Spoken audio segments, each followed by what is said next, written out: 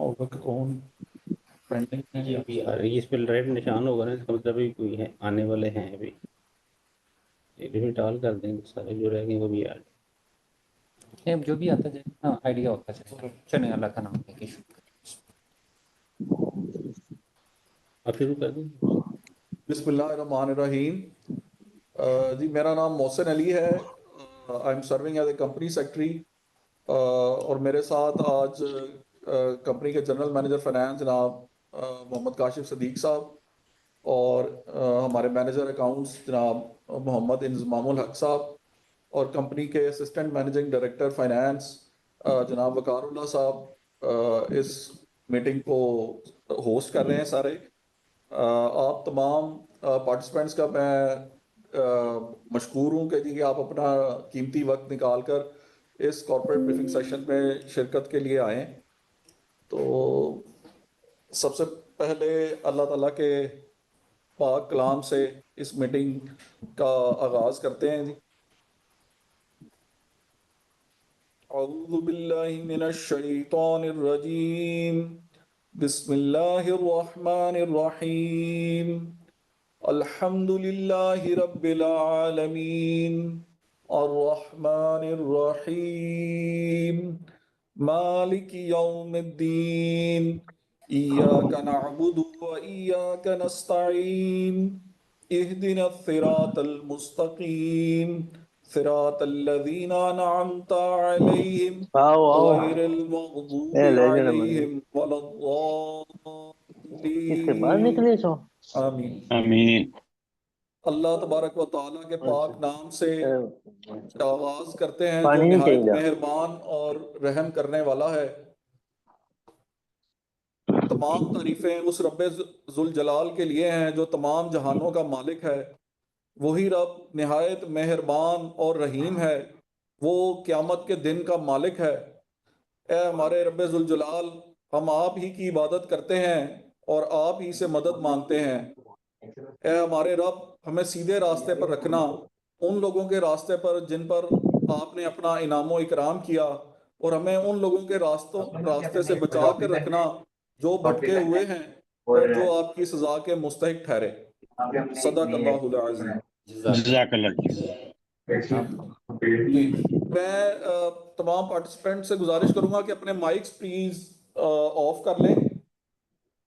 अगर कोई क्वेश्चन वगैरह हो तो वो बिल्कुल एंड के ऊपर तमाम पार्टिसिपेंट्स को यकसा चांस मिलेगा इंशाल्लाह, और किसी का क्वेश्चन अनअटेंडेड नहीं छोड़ा जाएगा। तो पहले मैं दावत दूंगा जनाब मोहम्मद इंजमामुल हक साहब को कि वो जो तारिक क्लास का कॉर्पोरेट ब्रीफिंग सेशन है फॉर द फाइनेंशियल ईयर 2024, उस पर एक ब्रीफिंग आपको दें। Bismillahirrahmanirrahim. Thanks to Company Secretary Saab and other management members for providing me the opportunity to address before today's corporate briefing session. I would also like to extend warm welcome to all of the esteemed participants who have taken their valuable time for today's session. Our today's session mainly consists of four major portions. In first one, there will be an overview of the company. In the second one, we will discuss about the financial performance of the company. In the third, we will be discussing future growth and strategies of the company, and in the end, there will be a question answer session. So let's start with a brief overview of our company, Tariq Glass Industries Limited. Tariq Glass Industries Limited has a long journey in glass manufacturing business. It got incorporated in 1978 and turned into a public listed company in 1984. The journey of successes continued, and currently company is operating 5 number of plants having installed capacity of 1,390 tons per day. Company has been assigned long-term rating of A+ and short-term rating of A1 by PACRA, a well-reputable credit rating agency. The company also has a strong market capitalization of over 20 billion. Currently, Tariq Glass is selling over 15,000 products across all over Pakistan and across the globe under the umbrella of well-known brands like Toyanasik Glassware, Nova, Gemware, Toyanasik Float Glass, Amrock, and Rockware. Now we have some key developments that occurred during the financial year 2024. One of the key developments is successful entry in pharmaceutical grass products markets, an area in which Tariq Glass was not previously having any share. We are also feeling honored for being included in Forbes Asia Best Under a Billion. In August 2023, Forbes Asia included 3 Pakistani companies in this list, and Tariq Glass is one of them. Tariq Glass Industries also installed another 2.5 megawatt solar power plant during the year, and the total solar power generation has been enhanced to 3.5 megawatt. The key achievements also include start of commercial production by Balochistan Glass Limited, which is the group company of Tariq Glass Industries. Now we have an overview of the production process. Whether it is tableware or float glass, the production process is almost same, but for the sake of convenience, we have elaborated float glass production process here. The glass manufacturing process begins with mixing of raw materials in a mixer. Then these mixed raw materials are poured into a glass furnace, which is a key component of glass manufacturing plant. The mixed materials are melted here at high temperatures that may be around 1500 degrees Celsius.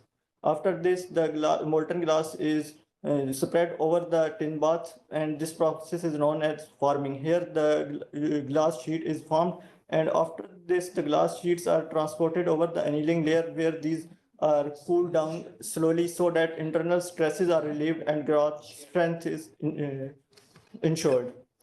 These glass sheets are then cut to required sizes and shaped by computerized glass cutters, and after these are packed into specified wooden pallets so that these are safely delivered to our customers. Now we have financial overview for the financial year 2024 as compared to the corresponding year of 2023. The company's revenue has increased to 29.6 billion as compared to 28.4 billion of previous year, marking an increase of 4%. The gross profit and operating profit of the company increased by 36% and 40% respectively. The company posted profit after tax of 4.4 billion as compared to 2.5 billion of previous year, having a significant increase of 74%. The earnings per share and retained earnings also increased by 74% and 32% respectively. The long-term loans has decreased to 1.2 billion as compared to 1.9 billion, and the short-term borrowings have increased to 2.5 billion, having an increase of 170%. From this financial overview, we can assess that the company's performance remained outstanding during the year. However, due to stringent economic conditions, the company has increased some reliance on short-term borrowings for working capital requirements. Now we have some of the important key performance indicators of the company. The first one is current ratio. Current ratio represents the company's ability to meet its short-term commitments. And we can see from the chart that the company has maintained a stable current ratio over the periods, which means that company has no issue in meeting its short-term liabilities. The next one is debt to equity ratio. Debt to equity ratio represents the company's financial leverage and gearing, and the downward slope represents that the company is continuously increasing equity share in its capital structure and thereby avoiding the chances of financial risk associated with long-term loans. The next one is GP margin ratio. GP margin ratio represents a company's ability to earn from the efficiency of production and sales processes, and continuous increase in GP margin ratio is indicating that the company is improving the efficiency of production and sales processes continuously. The next one is earnings per share. Earnings per share is one of the most important indicators, key performance indicator, as it links the company's performance with the shareholders' earnings, and we can see from the graph that the shareholders' earnings per share are increasing at a reasonable pace during the last few years. Now we have some important variables that are the measure of efficiencies and growth. The first one is sales. Sale is an important growth factor for any company, and we can see from the chart that the company has maintained its sale volumes over the previous years, and it indicates that the company has the ability to expand further. The next one is EBITDA. EBITDA stands for earnings before interest, tax, depreciation, and amortization, and it represents the company's core operational performance by excluding the factors which are not in the control of the company. And increasing trend of the EBITDA represents that the company's core operational performance is increasing. The next one is cash generation from operation. The cash generation from operations is representing a decreasing trend, but if we analyze it with other variables, along with other variables and ratios that we earlier discussed, we can assess that the company can increase the cash generation abilities in the future. The next one is investments. Investments are always associated with the growth, and we can see that the company has made significant investments in long-term investments. Now we have some key contribution towards the economy and well-being of the people. The company deposited more than rupees 4 billion in national treasury during the year in the form of income taxes, sale taxes, duties, and other government taxes. More than rupees 21 million has been allocated for charities and donations. The company is focused on the use of renewable energy, and solar power generation has been increased to 3.5 megawatt. The company generated more than 6,000 employment opportunities. That is a key contribution for both economy and society in the current situation of the country. The company also contributed more than $8 million in the form of exports received to foreign exchange reserves. That is a key contribution for much needed foreign reserves.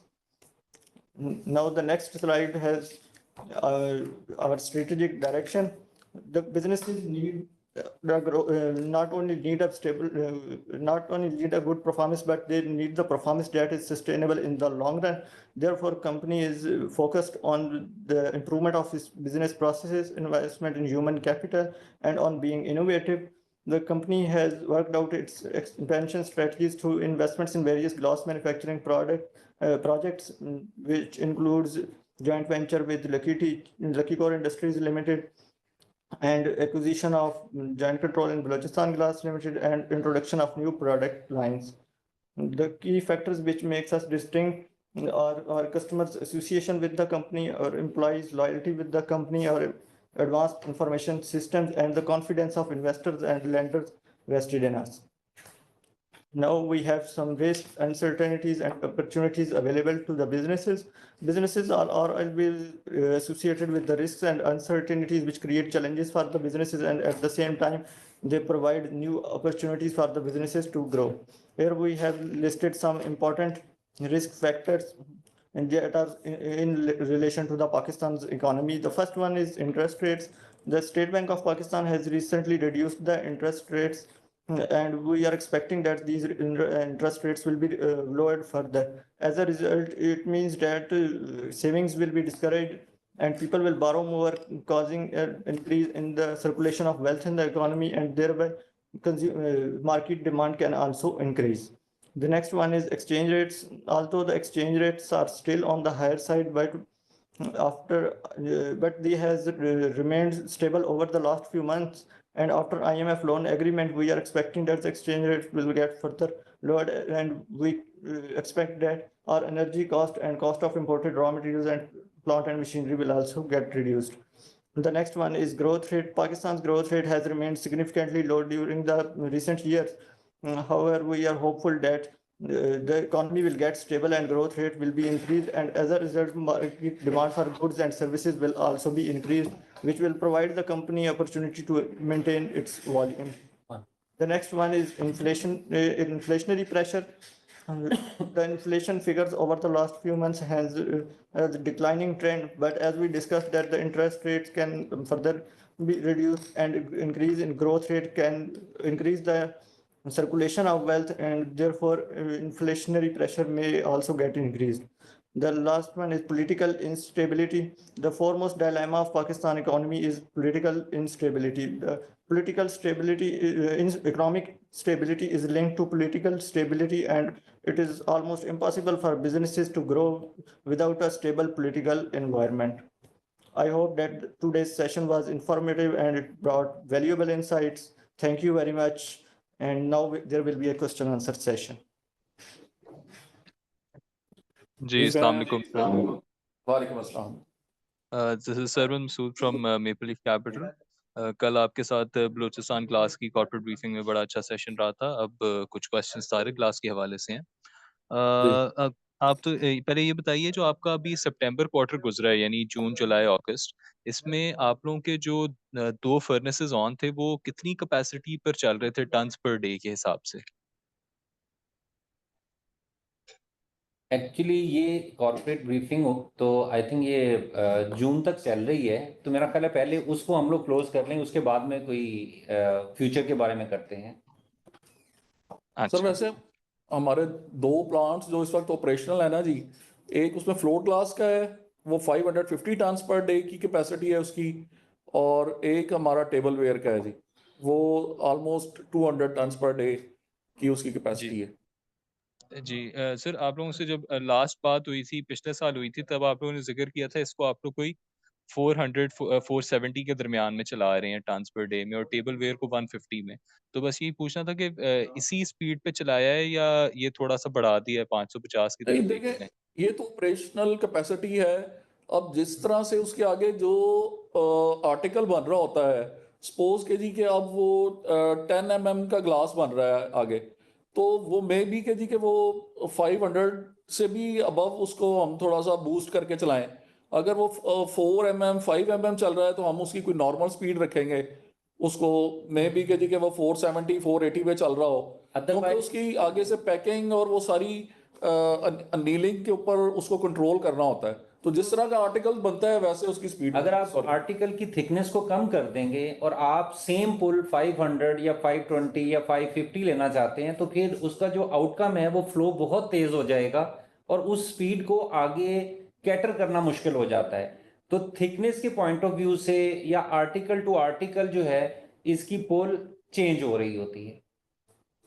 ठीक है। अच्छा सो ये तो production के हवाले से बात हो गई। प्राइसिंग का ट्रेंड किस तरह का चल रहा है? आप लोग स्टेबल प्राइसेस देख रहे हैं या आगे की तरफ राइजिंग ट्रेंड देख रहे हैं जब डिमांड बढ़ेगी? देखें, बैक एंड से तो प्राइसेस कंटिन्यूअसली गोन इंक्रीजिंग है due to the inflation effect, लेकिन वो सारे का सारा pass on to the customer possible नहीं है इस वक्त, क्योंकि अगर वो आप सारा पास कर देंगे तो इन्फ्लेशन की वजह से मार्केट जो है वो काफ़ी ज़्यादा ऑलरेडी डिप्रेस्ड है। तो with the passage of time company उसको देख रही है कि मूव भी करती है और कुछ पोर्शन को एब्जॉर्ब भी करना पड़ रहा है। ठीक है। और सर एक और प्लीज बात बताइए, आप लोगों का जो सेकंड फर्नेस है फ्लोट ग्लास और टेबल वेयर का, इसे ऑन करने का कोई नियर फ्यूचर में प्लान बन रहा है? This is subject to the market conditions, हम लोग उसको मॉनिटर कर रहे हैं कंटिन्यूसली और उसको देख रहे हैं। जैसे ही मार्केट ग्रो करती है और कोई वायबिलिटी निकलती है तो इंशाल्लाह डेफिनेटली हमारी तरफ से तो फर्नेस को बिल्कुल रेडी है जी। और जी आपने अब जस्ट उस रिपेयर मार्केट बंद किया कंडीशंस था। के हिसाब से, हाँ जी। ठीक तो है। आप इसको ठीक है। स्टील की जो कैपेसिटीज हैं इस वक्त, या सीमेंट सेक्टर की जो कैपेसिटीज हैं, उसके साथ भी कोरिलेट करके देख सकते हैं जी कि उसमें कितना डाउन ट्रेंड है। तो लाइक वाइज फ्लोट ग्लास भी जो है वो भी कंस्ट्रक्शन से मेनली रिलेट करता है, तो जी सर डेफिनेटली बिल्कुल। उसी के साथ इसको आप कोरिलेट करके देख सकते हैं। सर ये बड़ा आपने रीजनेबल मेथड बताया, इसी तरह वो उसको फॉलो ही कर रहे होते हैं कंस्ट्रक्शन में सारा। ठीक है सर, बस लास्ट सवाल आपसे ये है कि जो आप लोगों ने लास्ट में बलूचिस्तान क्लास में इंडिकेट किया है कि एनर्जी कॉस्ट है 2300 के लगभग, 90% हब वाली और 10% नॉर्थ वाली, तो यहाँ पे आपको पूरा 3700 पर MMBTU पे करना पड़ रहा है? देखिए, उसमें कंपनी जो है वो अल्टरनेटिव जो ऑप्शंस कंपनी को मिल रही हैं उसको भी अवेल कर रही है, और एवरेज आउट होने के बाद आप समझें कि 3500 के नियर अबाउट कंपनी को कॉस्ट आ रही है। 3500 के। और सर जो पर टन कॉस्ट होती है फ्लोट ग्लास और टेबल वेयर की, वो भी काइंडली बता दीजिए। पर टन ही एक्चुअली ओवरऑल मिक्सिंग के ऊपर चल रहा है ना, दोनों को ओवरऑल हम लोग देखें, आप उसको समझ रहे होते हैं कि ये ग्लास मेल्ट होता है, अगर आप उसको टिन पे मूव करवा देते हैं तो वो फ्लोट में कन्वर्ट हो जाता है, अगर आप उसको वाया मोल्ड लेके चल पड़ते हैं तो वो आपका टेबल वेयर प्रोडक्ट बन जाता है। तो एक्चुअली मोल्ड जो ग्लास है वो तो ग्लास ही है ना दोनों फॉर्म्स के अंदर। नहीं, एक एक आप इस तरह का भी रेशो आपने जिक्र किया था कि जो टेबल वेयर है वो 1 टन बनाने में 8 या 9 MMBTU लेता है, और फ्लोट ग्लास शायद इससे थोड़े ज्यादा या कम MMBTU लेता है, तो वो मैं आपसे पूछना चाह रहा था। जी वो तो परसेंटेज एक यूनिफॉर्म है, और वो जिस वक्त आपसे डिस्कस किया होगा तो वो उसी मतलब वो कांस्टेंट ही रहेगी, या उसके अंदर कोई थोड़ा बहुत आप बीटा फैक्टर रख लें, उस % का? उसमें ये है कि हमारे पास जो गैस के कनेक्शन जो यूटिलाइज हो रहे हैं वो that is for tableware जो है वो 150 MCF का है, और इसी तरह जो फ्लोट के लिए है वो 215 का जो है ना MCF का है कनेक्शन जो है जो यूटिलाइज हो रहा है। ठीक है, ठीक हो गया सर। ठीक है sir, thank you so much for very detailed answer for these questions. Welcome जी, वेलकम अस्सलाम जी वालेकुम। Sir. Please next question please. अस्सलाम वालेकुम। वालेकुम सलाम। जी मेरा सवाल डिविडेंड से रिलेटेड है। एक ज़माने में टीजीएल जो है बहुत अच्छा पे आउट दिया करता था, कभी अच्छा बोनस कभी अच्छा डिविडेंड। लास्ट ईयर इतना अच्छा नहीं था लेकिन फिर भी ठीक था। लेकिन इतनी अच्छी प्रॉफिटेबिलिटी के बावजूद ऐसे क्या रीज़न है कि आपने डिविडेंड देना बिल्कुल बंद कर दिया है? एक तो ये बताइएगा, और थोड़ा सा फ्यूचर की पे आउट पॉलिसी को भी क्लैरिफाई करें ताकि उस बेसिस पे इन्वेस्टर्स को अपना फैसला कर सकें। Thank you. अच्छा देखें, ये जो अकाउंट्स होते हैं इसमें प्रॉफिटेबिलिटी बिल्कुल आ रही होती है, क्योंकि आप अगर यहाँ पे प्रॉफिटेबिलिटी भी अच्छी है, कंपनी ने उसी प्रॉफिट को for the share holders point of view investment की फॉर्म में आगे मूव भी किया है, और वहाँ से जो एडिशनल बेनिफिट कंपनी को मिलेगा वो भी आप लोगों को पास ऑन होगा। और दूसरे नंबर पे ये है कि देखें, सेल्स जब एक दफ़ा बुक हो जाती है तो हमारे, अगर आप रिसीवेबल्स को देखेंगे तो रिसीवेबल की अमाउंट भी छूट की हुई है, और जो हमारा पैसा स्टॉक की फॉर्म में गया हुआ है वो भी आपको नजर आ रहा होगा कि स्टॉक इन ट्रेड का जो है वहां पे वो भी इंक्रीज हुआ है। अब और कंपनी की जो भी इसकी शॉर्ट टर्म लाइंस आपको वहां से नजर आ रही होंगी वो भी थोड़ा सा इंक्रीज हुई हैं, क्योंकि हमारा जो फंड्स हैं वो वर्किंग कैपिटल के अंदर ही स्टकअप हो रहे हैं। अब कंपनी ने इस पॉइंट ऑफ टाइम के ऊपर ये बेहतर समझा कि बैंक से इतने हाई इंटरेस्ट रेट के ऊपर लोन लेके और अपने शेयर होल्डर को देने की बजाय अगर वो थोड़ा सा वेट करके और फ्यूचर के अंदर उसको पास ऑन कर दे तो वो मेरा ख्याल है विन विन पोजीशन होगी दोनों के लिए, management as well as the shareholders. जी यानी कि आपका ये मतलब है कि फ्यूचर में जब वो हालात थोड़े बेहतर होंगे तो you will continue with that. या Why not? जी, डेफिनेटली। इंशाल्लाह। जी ठीक है जी, thank you thank you. Assalamu alaikum. जी आप Sir, a very good and detailed answer related to dividend. I just want to ask a few questions on related to your balance sheet. एक तो ये कि हम आपकी इन्वेंट्रीज देखते हैं तो 5.6, 5.9, 5.9 बिलियन है पिछले 3 क्वार्टर में। तो क्या हम ये एज्यूम कर सकते हैं कि जितना भी आप लोग प्रोड्यूस कर रहे हैं you are able to sell that in the market, यानी कोई इन्वेंट्री स्टकअप नहीं हो रही? और अभी क्या सिचुएशन है, पहले ये जवाब दे दें फिर मैं आगे कंटिन्यू करता हूँ क्वेश्चंस। जी जी बिल्कुल, हम लोग कोशिश हमारी यही होती है कि हम लोग उसको सेल आउट करें, और अगर आप यहाँ पे उसको देख भी रहे होंगे हमारी इन्वेंट्रीज को तो एक्सेसिव, क्योंकि पाकिस्तान जिस रीजन के अंदर है उस रीजन में पाकिस्तान की जो कॉस्ट ऑफ प्रोडक्शन है वो in comparison to the competitor जितने भी हमारे रीजन में है उसके साथ वो मैच नहीं करती, बल्कि हमारी कॉस्ट ज़्यादा है। तो लेकिन कंपनी अपनी ऑपरेशंस को सक्सेसफुली रन करने के लिए जो एक्सेसिव होता है प्रोडक्ट उसको एक्सपोर्ट भी कर रही है, और बिल्कुल डेफिनेटली हमारा स्टॉक लेवल जो है वो हमारी फर्स्ट प्रायोरिटी है। लेकिन जो ये पैच गुजरा है थोड़ा सा बैक एंड के ऊपर, उस पैच में और स्पेशली बजट की जब स्पीच हुई थी उसके बाद एक सडन मार्केट के अंदर स्लम्प आया था, कुछ इन्वेंट्री पाइलअप हुई थी, लेकिन अब अल्हम्दुलिल्लाह हालात वैसे दोबारा बैक टू नॉर्मल आ चुके हुए हैं, और कंपनी की फर्स्ट प्रायोरिटी भी यही है कि स्टॉक्स ना लगें और इसको मार्केट में मूव किया जाए। ठीक है। अच्छा सर, इस रिसीवेबल्स देखते हैं आपके तो सितंबर क्वार्टर पे 1.8 बिलियन के थे, फिर अगले क्वार्टर 300 मिलियन का इंक्रीज, फिर 400 मिलियन का, और अभी जो लेटेस्ट नंबर है उसमें कोई 800 मिलियन इंक्रीज है, यानी कि 3.3 बिलियन के रिसीवेबल्स हैं। तो इतना जी सडन जंप आपके रिसीवेबल्स में क्यों आ रहा है?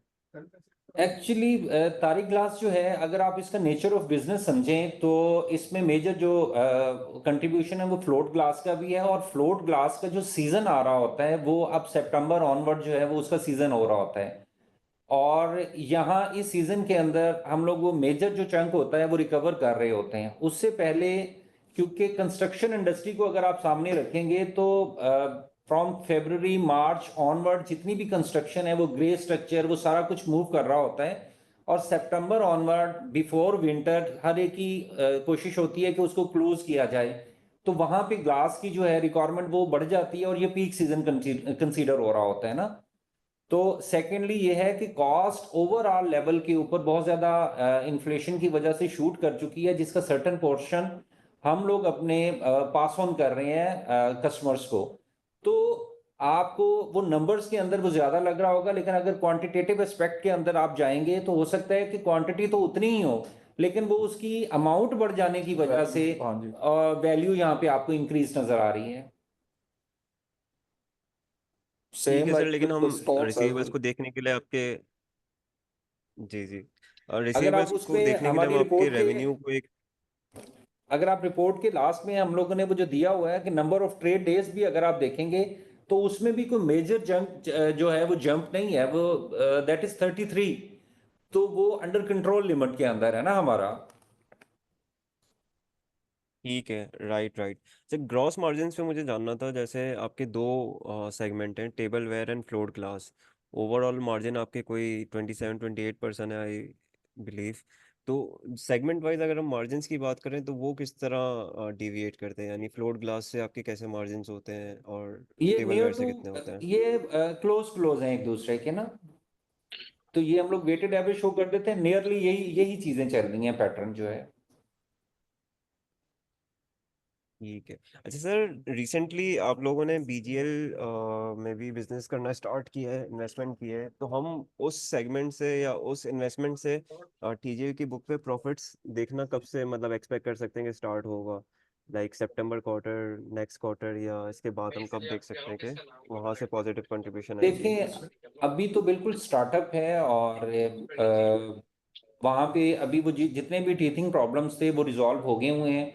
और subject to the availability of the gas, अगर वहाँ पे हमें गैस अल्हम्दुलिल्लाह वो हमारा वो प्रॉब्लम्स रिजॉल्व हो जाएं तो इंशाल्लाह आप समझेंगे कि फ्रॉम नेक्स्ट क्वार्टर जो है कोई बेहतरी आने की पोजीशन में होंगे हम लोग। ठीक है, सही है, thank you subject so much. Subject to the availability of the gas. Hello. जी मेरा सवाल है सर रिगार्डिंग आपकी जो डिमांड आउटलुक है वो फ्लोर क्लास पे कैसे है गोइंग फॉरवर्ड। हेलो। जी जी, आपकी आवाज़ आ रही है। देखिए, इस वक्त आपने अच्छा क्वेश्चन किया है, क्योंकि हम लोग बहुत ज़्यादा कोई बेहतर एक्सपेक्ट नहीं कर रहे, लेकिन ये सब कुछ जो है इकोनॉमी के हिसाब से ही चल रहा है। और क्योंकि कुछ जो अभी गवर्नमेंट लेवल पे जो चीज़ें चेंज हो रही हैं, जिस तरह उन्होंने एक नई टैक्सेशन के अंदर कहा है कि जी अनरजिस्टर्ड जो बंदा होगा, जो नॉन फाइलर होगा, वो लैंड बाय नहीं कर सकेगा। तो definitely government will have to rethink its policies as well, क्योंकि इससे सिर्फ एक ग्लास इंडस्ट्री नहीं, मोर देन 50 जो इंडस्ट्रीज हैं ऑफ द पाकिस्तान जो हैं वो सारी इफेक्ट हो रही हैं। और इसी होप के साथ हैं कि इंशाल्लाह हालात बेहतर होंगे। अब आईएमएफ वाला भी प्रोग्राम सेटल डाउन हो गया है, तो एक्सपेक्ट यही किया जा रहा है कि डेफिनेटली एक मेजर मेजर गवर्नमेंट लेवल के ऊपर भी डिसीजन मेकिंग होगी और ये इंशाल्लाह बेहतर होगा। बेसिकली फिलहाल तो ब्लीक ही नजर आ रहा है because of policies and slow down in बिल्कुल, डिमांड। हम लोग बाकी इंडस्ट्री की तरह ही मूव कर रहे हैं। देखें, सीमेंट, स्टील, बाकी जितनी भी इंडस्ट्री मूव कर रही है, वो जो है इलेक्ट्रिक हो गया, सैनिटरी हो गया, जितनी भी इंडस्ट्री है वो सारी एक ही पेस पे मूव कर रही है ना। सही। सेकंड फर्नेस लाइन पे तो आपने बता दिया, इसी के साथ ही आप ऑन करेंगे फ्लोर क्लास की जो जी 5। बिल्कुल। और डिविडेंड पॉलिसी भी आपने बताया कि गोइंग फॉरवर्ड नॉर्मलाइज हो जाएगी। इंशा- ओके। लकी टीजी जो आपका वो जो जॉइंट वेंचर हुआ था उस पे मतलब कॉल्ड ऑफ करने का रीजन प्राइमरीली क्या था? देखिए, अगर आप ग्लास इंडस्ट्री को देखेंगे ना, तो तारे ग्लास का भी एक फर्नेस रफली सेम कैपेसिटी का हमारे पास रेडी फॉर्म में है, और हम लोग उसको स्टार्टअप नहीं कर रहे, फायर नहीं किया। Exactly the same condition with our competitor, जो कि आप समझें कि गनी ग्लास है, उनका भी एक फर्नेस है। तो हम लोग ये देख रहे हैं कि अगर दोनों कंपनीज जो ऑलरेडी इस मार्केट के अंदर हैं वो अपने सारे प्लांट्स ऑपरेशनल नहीं कर पा रही just because of the decrease in the market demand, तो हम लोगों ने उस डिसीजन को खत्म नहीं किया, होल्ड पे लगाया है। अनलेस कि मार्केट जो है वो दोबारा रिवाइव करती है, तो सबसे पहले तो जो ऑलरेडी इंस्टॉल्ड कैपेसिटीज हैं वो ऑपरेशनल होंगी ना। तो जब ये सही ऑपरेशनल हो बेसिकली जाएंगी तो उसके बाद आप एक ये कोई छोटी इन्वेस्टमेंट तो नहीं है, आई थिंक रफली जी 25-30 बिल्कुल बिलियन प्लस की इन्वेस्टमेंट है। तो एक बिल्कुल और बिल्कुल प्लांट लगा के, और अगर उसको भी बंद करना है तो फिर ये तो यही फायदा नहीं ज्यादा है, वायबल है कि आप उसको होल्ड पे लगा लें ना। कॉस्ट ऑन कैपिटल ही है बेसिकली। जी बिल्कुल। एक और क्वेश्चन है, आपकी जो एक्सपोर्ट्स पे मार्जिन होती हैं वो किस तरह होती हैं, कम होती हैं या फिर ज्यादा होती हैं, किस तरह होती हैं लोकल मार्केट से? देखिए रीजन टू रीजन जो है वो वेरी कर रहा होता है, कहीं अच्छा भी रेट आ रहा होता है, और क्योंकि एक्सपोर्ट के अंदर रिलेटिवली आपने compete करना होता है अपनी नेबरिंग कंट्रीज को। तो मेरा ख्याल है अगर आप नेबरिंग कंट्रीज में देखें तो वहाँ पे जो यूटिलिटीज की प्राइसेस हैं वो पाकिस्तान की निस्बत बहुत कम है, और ग्लास में जितना रॉ मटेरियल का कंपोनेंट है मेरा ख्याल है उससे ही नियर अबाउट उतना ही मेजर कंपोनेंट जो है वो यूटिलिटीज का है, जिसमें सही गैस, फर्नेस ऑयल और ये चीजें हैं। अनलेस के इस इंडस्ट्री को गवर्नमेंट लेवल से कोई चीज नहीं मिलती तो आप इंटरनेशनल मार्केट में उसको उस लेवल पे जाके compete नहीं कर पाते। तो अगर आप सही तो वही देखेंगे कि हमारा एक ट्रेंड भी देखेंगे कि हम लोग रफली 95%, 90 से 95% के दरमियान लोकल मार्केट के अंदर होते हैं, और ऊपर वाला जो एक्सेसिव पोर्शन होता है हमेशा हम लोग वो 10% के near about he export market में जा रहे होते हैं। सही कंपेयर टू योर कॉम्पिटिटर वो ज्यादा एक्सपोर्ट कर रहे होते हैं। अगर आप उनकी भी हिस्टोरिकल फिगर्स को, अगर आप उसके क्वार्टर्स वगैरह को सामने रखेंगे तो आपको नजर आएगा कि उन्होंने भी ये एक्सपेरिमेंट करके देख लिया था, तो ऑनवर्ड जो क्वार्टर्स के अंदर उनकी एक्सपोर्ट भी डिप कर गई है इसी वजह से ना। हम्म मेरा सर एक लास्ट सवाल है, वो है कि ये फ्लोट ग्लास की ओवरऑल मार्केट साइज क्या है अभी करंटली? अभी करंटली आप समझे कि 20,000 के नियर अबाउट है जी, 22,000 tons per month. Per month? जी ठीक है, thank you so much, that's it from my side. Assalamualaikum, sir. Am I audible? Can I go forward with my questions? जी प्लीज। बस ये तो आपकी बात समझ आ गई कि एक्सपोर्ट्स में तो ऑब्वियसली हम लोग कंपेरेटिव नहीं है। हमारी जो डोमेस्टिक मार्केट है, फ्लोट की मार्केट है वगैरह, उसमें स्मगलिंग, क्योंकि we seen this in lot of other construction industries, lot of other businesses as well, कि जो बिजनेसेस अबाइड कर रहे हैं, सेल्स टैक्स दे रहे हैं वगैरह, वो सारा सब कर रहे हैं, उनका बिजनेस मॉडल ही काफियों का वायबल नहीं रहा है, बिकॉज स्मगलिंग का काफी ज्यादा एक इनटेक आया हुआ है। तो ये जो फ्लोट ग्लास की आप और गनी की जो मार्केट है, इसमें कोई रिस्क है कि कोई स्मगलिंग होगी, या कोई फ्लोट ग्लास का कोई चाइनीज ने कोई आके प्लांट वगैरह लगाया है? Is there any sort of that competition? In other words, मैं पूछना चाह रहा हूँ कि मार्केट शेयर आप लोगों ने, अब लोकल प्लेयर्स ने मेंटेन किया हुआ है, या वहाँ भी कोई कोई मसला आ रहा है कि कोई डंपिंग या उस तरह का कोई रिस्क है? ये जनरली एक होना चाहिए हमारे माइंड में एज इन्वेस्टर्स, रिस्क के कोई स्मगलिंग या इनफॉर्मल सेक्टर का या कोई मसला आएगा। देखिए ये स्ट्रक्चर सेक्टर ही इस वक्त पाकिस्तान के अंदर फ्लोट ग्लास की जो प्रोडक्शन में है, और डेफिनेटली स्मगलिंग आप उसको मिनिमाइज तो कर सकते हैं, और हमें कुछ पता चला था इसीलिए हमने SIFC के साथ इन टच हैं, उनको लिखा भी है specially from Iran point of view से ना। तो हम लोगों की अपनी रिजर्वेशंस थी, हमें कुछ आइडिया हुआ था, और हम लोग ऑलरेडी इन टच हैं, और उम्मीद है कि इंशाल्लाह बेहतरी आएगी फ्यूचर के अंदर जाके। लेकिन आप 100% इसको सर कर्टेल थोड़ा नहीं वो कर क्वांटम सकते, प्लीज, सॉरी। आप 100% इसको नहीं सर, आप कर्टेल प्लीज नहीं कंटिन्यू करें। कर पाएंगे। और रफली आप समझें कि फिलहाल अगर आप रिज्यूम करना चाहते हैं कि 5% तक जब मूव किया था तो हम लोगों ने कंसर्न रेज कर दिए थे। तो सर इसमें कोई स्लो डाउन आ रहा है, और ये आप लोगों के प्राइसेस को तकरीबन कितने अमाउंट से अंडरकट कर सकते हैं? देखिए अगर आप इसकी कॉस्ट पॉइंट ऑफ व्यू से देखें तो हमारी जो मेजर कॉस्ट आती है वो फ्यूल एंड पावर की है, वो वेरी कर रही है, होती है रफली 40 से 48%, 47% तक वेरी कर रही है। अब वो चीज जो हमें 37-3800 में कॉस्ट कर रही होती है, वहां पे ईरान के अंदर आपको 6 सेंट्स के अंदर है, ठीक है। और 6 सेंट्स के अंदर आप सोच लें कि आप उनको कॉस्ट पॉइंट ऑफ व्यू से तो कभी compete ही नहीं कर सकते।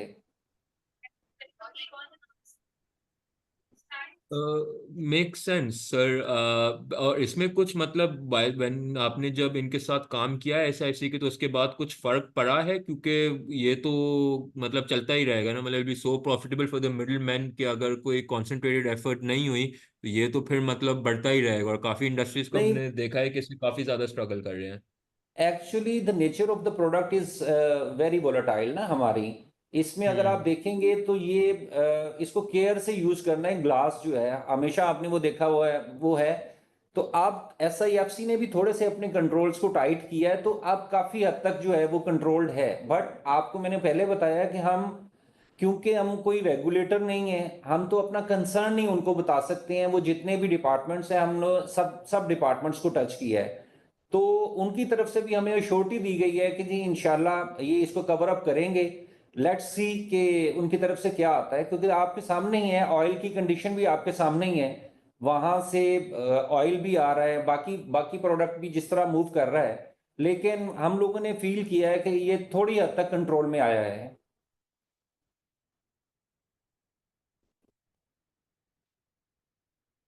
Sorry sir, just to follow up on this, वो कोई जब ये जैसे चाइना में काफी कंस्ट्रक्शन का डूम आया था पिछले 2-3 सालों में, तो चाइना से उस वक्त डंपिंग हुई थी। मैं सिर्फ अपनी अंडरस्टैंडिंग के लिए करूँ, क्योंकि आपका वो प्रोडक्ट भी जरा सा भारी होता है, तो वो शिपिंग और की भी कॉस्ट होती है, that might make up a bit for the energy differential. तो ये मेरी अंडरस्टैंडिंग के लिए कि पिछले 2-3 साल में चाइनीज ग्लास यहाँ पे डंप हो रहा था, जब ये चाइना में इतना सारा जो कंस्ट्रक्शन का स्लो डाउन चल रहा था।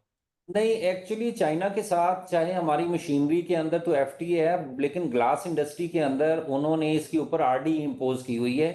और RD भी जो लगाई हुई है वो वेट पर्सपेक्टिव में चल रही होती है। तो बाहर से जो ग्लास है वो अगर इंपोर्ट करेंगे तो वो इससे कम से कम कॉस्टली होगा। तो हम लोग प्राइसेस जो अपनी ग्लास की प्राइसेस लोकल मार्केट में रख रहे होते हैं, वो उसमें डेफिनेटली हम लोग देख रहे होते हैं कि किसी को थ्रो अवे प्राइसेस का वो मौका ना मिले कि पाकिस्तान में आके वो मार्केट जो ऑलरेडी सैचुरेटेड मार्केट है उसके अंदर आके हमें और ज्यादा प्रॉब्लमेटिक पॉइंट पे आए। तो एज सच किसी ने डंप नहीं किया। अच्छा सर, एक और आगे के मार्जिन्स पे क्वेश्चन था कि वो तो मैं आपकी बात समझ गया हूँ कि अभी आप ऑब्वियसली इन्वेंट्री ऑफलोड कर रहे होंगे, और ऑब्वियसली मार्केट ऐसी है कि जो आपका डीलर वगैरह होगा वो भी टाइम मांगेगा वगैरह। लेकिन माशाल्लाह आप लोग ने पिछले साल डिस्पाइट द डिमांड डाउनटर्न आप लोग ने अपने मार्जिन इंक्रीज किए हुए थे। तो क्योंकि ये इकोनॉमिक स्लम अभी लग रहा है कि साल 1.5 साल तो चलेगा, तो मार्जिन्स हमें मेंटेन होते हुए लग रहे हैं, या जरा से जो आपने फॉरवर्ड सेल किया हुआ है वो मार्जिन्स में हमें जरा सी डिप्लीशन दिख रही है? सर एक्चुअली ये टोटल डिपेंड करता है कि पाकिस्तान में political as well as the economic condition क्या होती है। अगर तो ये बहुत ज्यादा डिटोरिएट कर गई तो हर कंपनी, इवन के तारिक ग्लास है और बाकी कंपनीज के लिए भी उस बर्डन को पास ऑन करना थोड़ा सा मुश्किल होगा कंज्यूमर को। और अगर किसी न किसी वे के अंदर, जिस तरह मैक्रो लेवल पे ऊपर वो कहते हैं कि इंडिकेटर पॉजिटिव है और उसका ड्रिल डाउन होके वो माइक्रो लेवल पे भी मूव वही होती है, तो फिर शायद आप ये कह सकते हैं कि वो पास ऑन पॉसिबल होगा कंपनीज के लिए भी ना। अभी तो ये आप समझे कि ये 1-1.5 साल जो है ये तमाम इंडस्ट्रीज के लिए ये चैलेंजिंग है।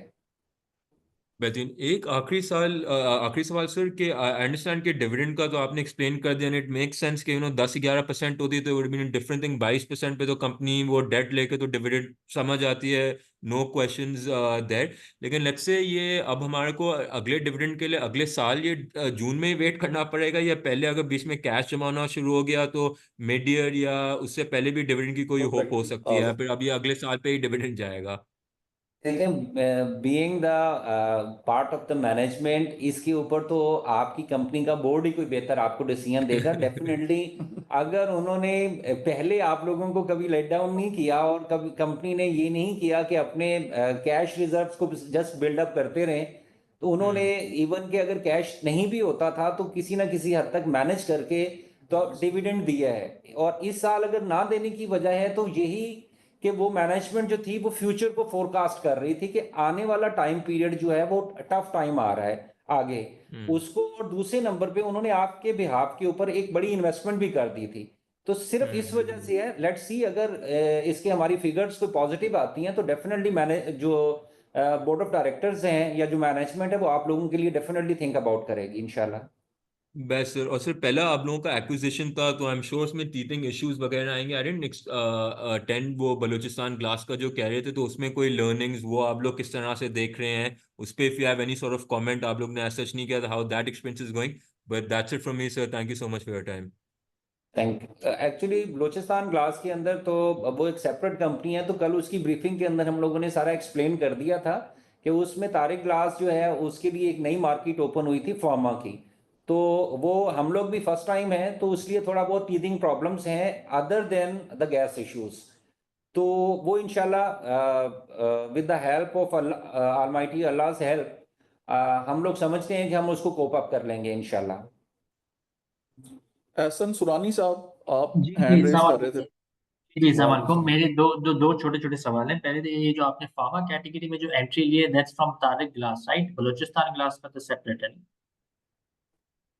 जी जी बिल्कुल, ये बलूचिस्तान वाया बलूचिस्तान ग्लास ही तारिक ग्लास में एंट्री ली है ना। अच्छा अच्छा, आपने स्टैंड अलोन बेसिस पे, आप अभी फार्मा में नहीं है right?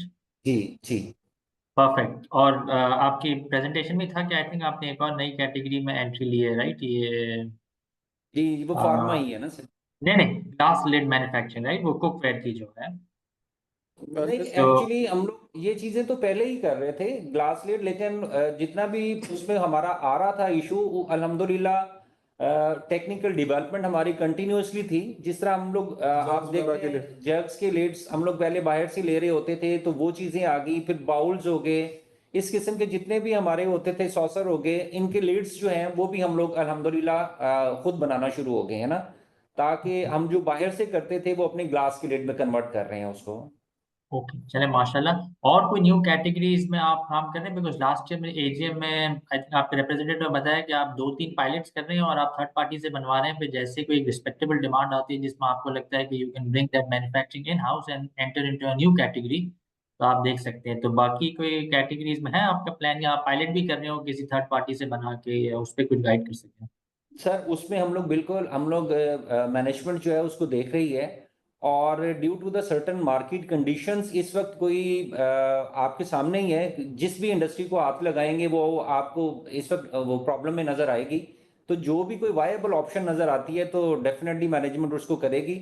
Up to the extent of the Tariq Glass अगर देखेंगे तो तारिक ग्लास जो है अपनी cost cutting point of view से वो क्या कर रही है, उन्होंने इसके अंदर आपको बताया भी है कि हम लोग 3.5 मेगावाट का जो सोलर है प्रोजेक्ट वो अल्हम्दुलिल्लाह हमारा ऑपरेशनल हो चुका है। तो उससे हमें किसी ना किसी हद तक हमारी कॉस्ट कटिंग में और हमारी जो यूटिलिटीज की कॉस्ट जो इंक्रीज हो रही थी उसमें एक रिलीफ मिला है हमें ना।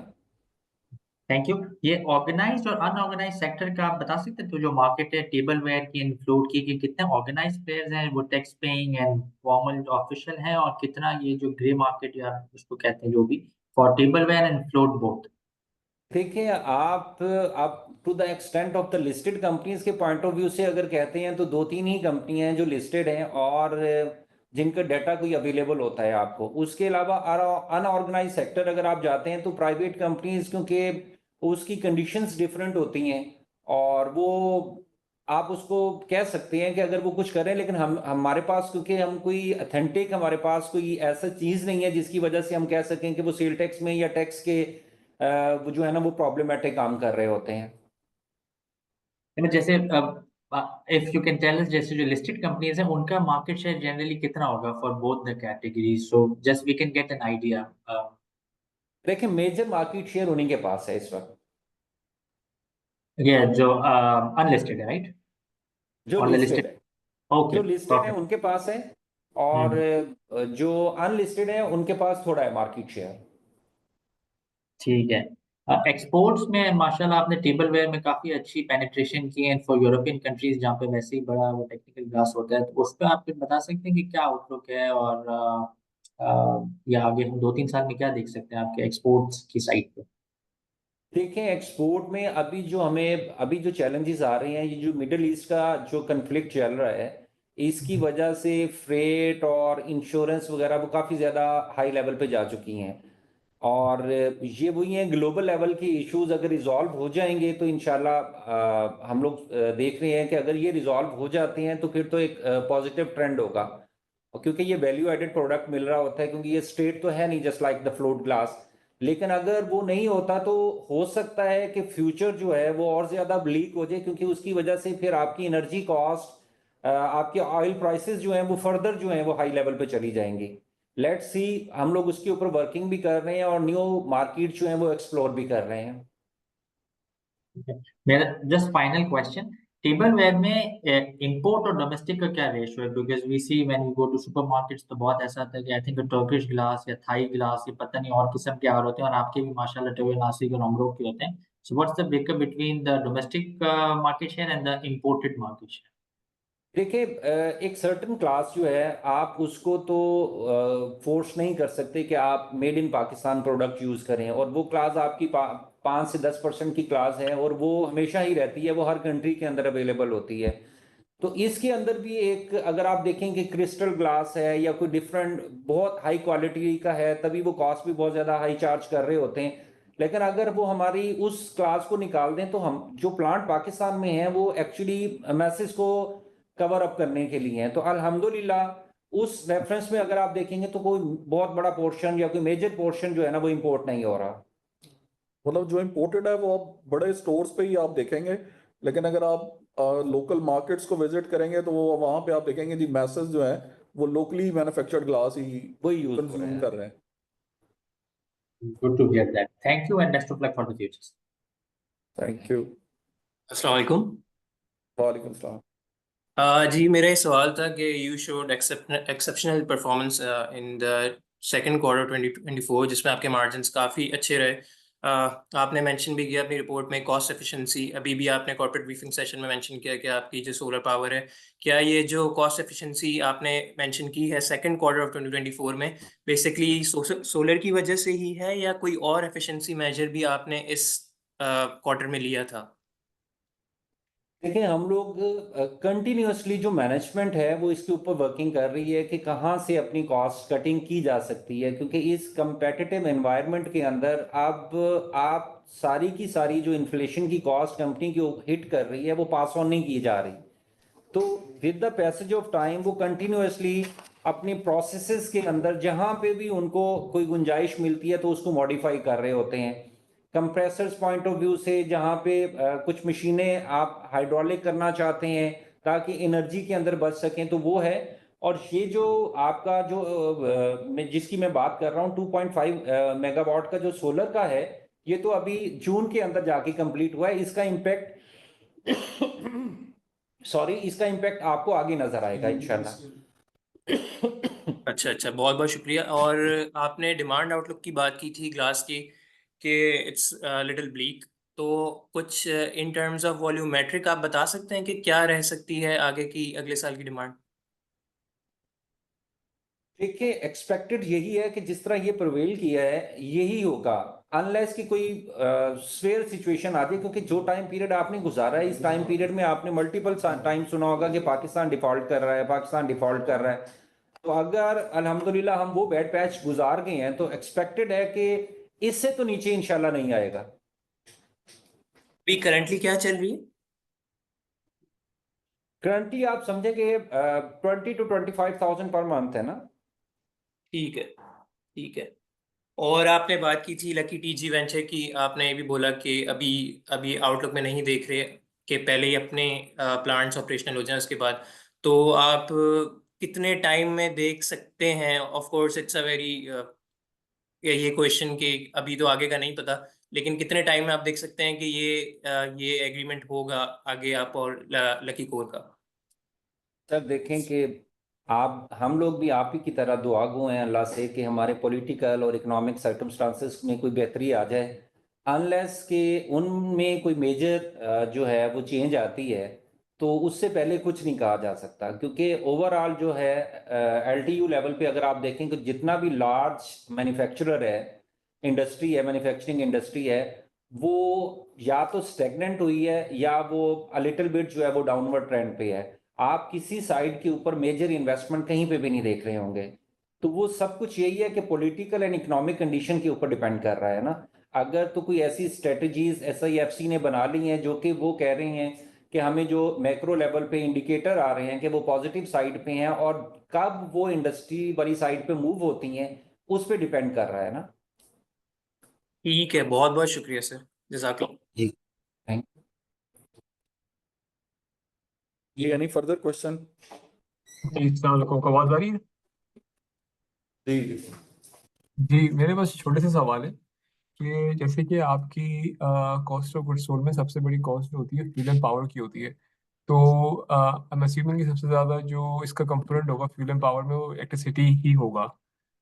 तो आप मुझे बता सकते हैं कि इसके अलावा भी क्या आपका होता है पावर में इंकॉर्पोरेटेड? सर, पावर में फर्नेस ऑयल है जी, LPG है, गैस है और डीजल है, तो इलेक्ट्रिसिटी आप जनरेशन। इसका ब्रेकअप बता सकते हैं कि कितना पोर्शन जो है वो 30% ये होता है, या देखिए, इस तरह हमारा का कोई ब्रेकअप? जो पावर सेक्टर है वो हमारा कम होता है, यूटिलिटीज में पावर कम है, और इसमें जो मेजर पोर्शन आ रहा होता है वो गैस और फर्नेस ऑयल जो है इसका होता है। उसकी वजह ये है कि हमारी जितनी भी फर्नेसेस हैं वो हमारे भी और थ्रू आउट द वर्ल्ड भी वो डिज़ाइंड हैं इस वक्त गैस के ऊपर या फिर फर्नेस ऑयल के ऊपर।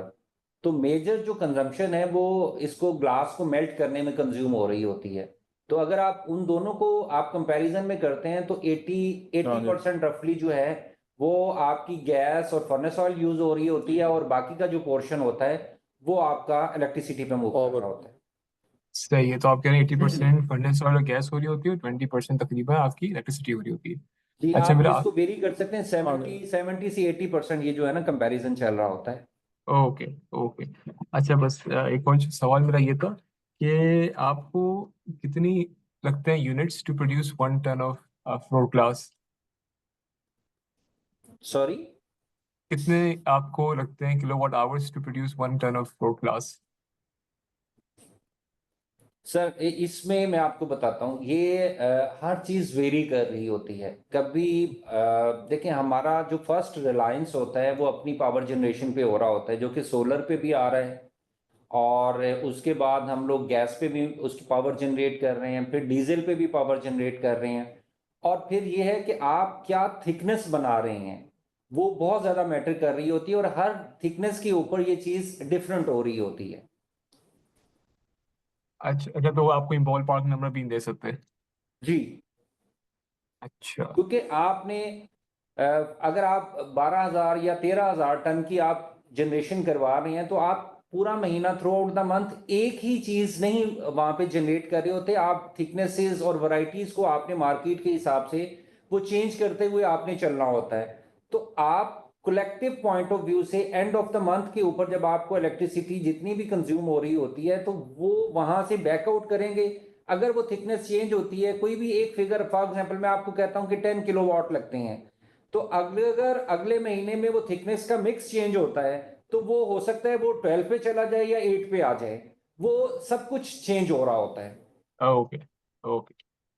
अच्छा, बस लास्ट सवाल कि आपकी एफ अभी इलेक्ट्रिसिटी रेट्स क्या चल रहे हैं ग्रिड कॉस्ट?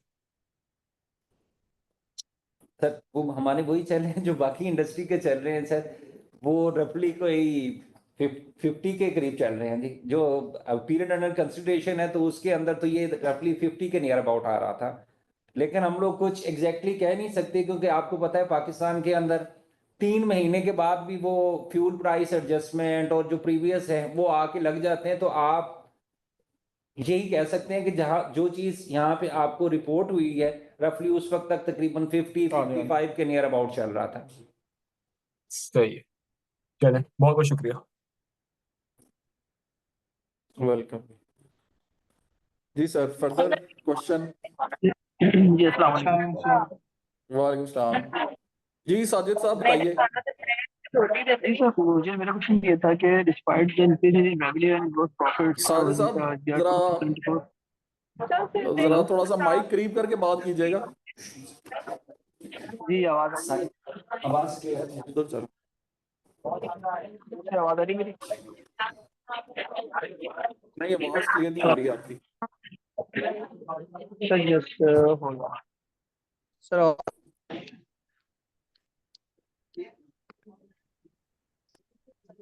हेलो जी हेलो।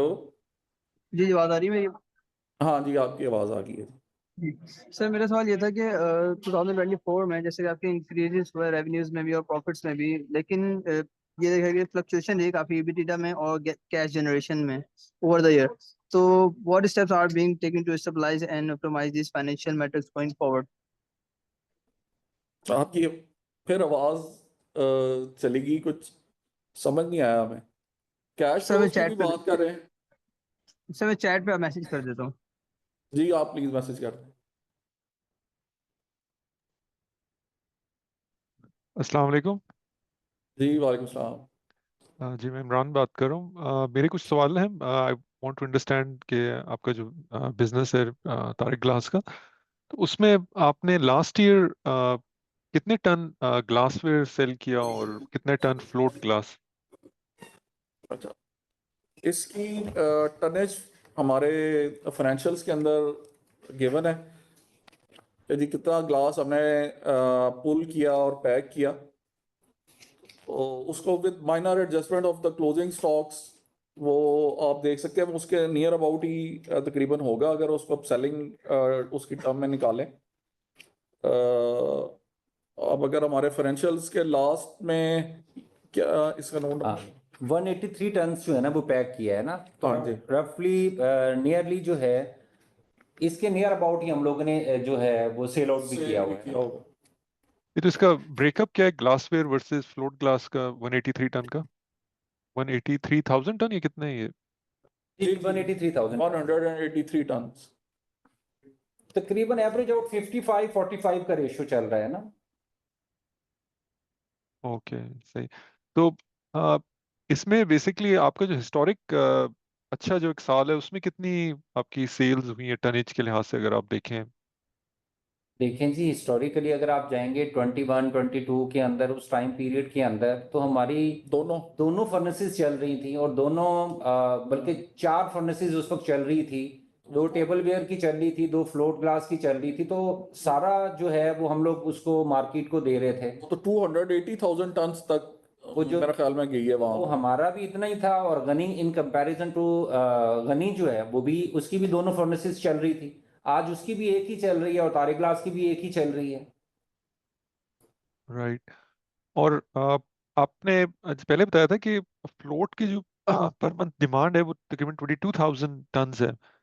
22 से 25,000 के नियर अबाउट है ना। ये टोटल मार्केट डिमांड आप बात कर रहे थे या अपनी तारिक ग्लास का बता रहे थे कि ये तारिक ग्लास की डिमांड है? ओवरऑल और टेबल वेयर की कितनी डिमांड है अगर हम इसी तरह से देखें टनेज के लिहाज से पर मंथ? टेबल वेयर की आप समझे कि 6 to 7,000 टन की नियर अबाउट है जी। 6 to 7,000, ओके,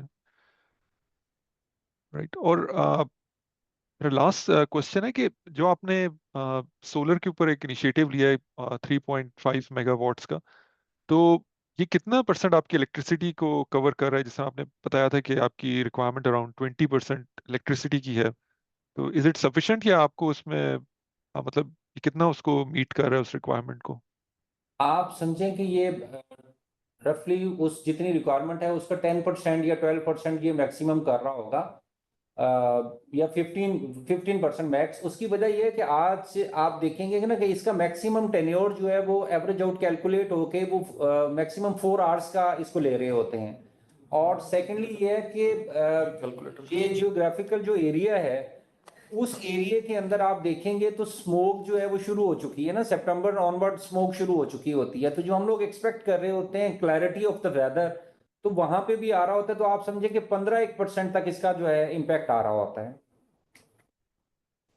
क्योंकि सोलर को तो पूरे साल में एवरेज आउट करते हैं ना जी, गर्मियों में, सर्दियों में और फोग में, तो फिर उस हिसाब से करें। वैसे अगर आप देखें, अगर उसकी कैपेसिटी वाइज देखें तो मे भी 30-35% कैपेसिटी वाइज उसकी नहीं, वो 4 घंटे होते हैं ना सिर्फ मैक्सिमम जिसमें आप ले सकते हैं। लेकिन उसमें भी फिर ये है कि जो वो कैलकुलेशन करते हैं वो क्लियर वेदर के पॉइंट ऑफ व्यू से कर रहे होते हैं। तो हमारे तो ये 3-4 महीने स्मोक और कह रहा हूं कि एक टाइम पे अगर मैक्सिमम ले, अगर 3.5 मेगावाट अगर मैक्स आ जाए किसी एक पॉइंट ऑफ टाइम पे, तो वो मे बी के टोटल का हमारा 30% के करीब वो पूरा करेगा।